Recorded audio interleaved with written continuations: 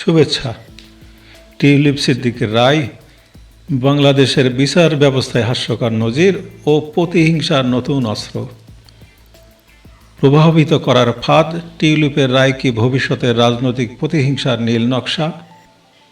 উপহাসের বিচার, শেখ রেহানাকে প্লট দিতে শেখ হাসিনাকে কেন টিউলিপকে প্রভাবিত করতে হবে? বাংলাদেশের বিচার ব্যবস্থা আন্তর্জাতিক মহলে এখন এক হাস্যকর প্রশ্নের মুখে।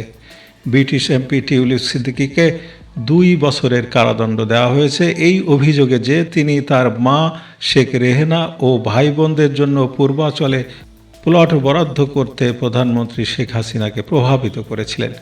এখন প্রশ্ন হলো, প্রধানমন্ত্রী শেখ হাসিনার নিজের বোন শেখ রেহানার একটি প্লট পাওয়ার জন্য কি তৃতীয় পক্ষ হিসাবে টিউলিপ সিদ্দিকের দ্বারস্থ হতে হয়েছে?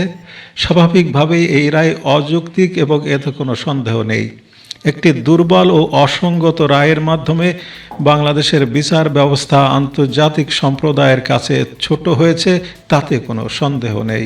তবে এই মুহূর্তে আমাদের সবচেয়ে বড় শঙ্কা হলো এই রায় ভবিষ্যতে দেশের রাজনৈতিক অঙ্গনসহ বিভিন্ন সেক্টরের গুরুত্বপূর্ণ ব্যক্তিদের প্রতি কী প্রভাব ফেলতে পারে। প্রভাবিত করা এই আইনি ধারা এখন রাজনৈতিক প্রতিহিংসা চরিতার্থ করার এক নতুন ও শক্তিশালী অস্ত্র হয়ে উঠতে পারে। ধরুন ভবিষ্যতে ক্ষমতার পালাবদল হলো, তখন কি দেখা যাবে মোহাম্মদ ইউনূসের ভাতিজা ও উপপ্রেস সচিব অপূর্ব জাহাঙ্গীর একের পর এক মামলায় আসামি হচ্ছেন?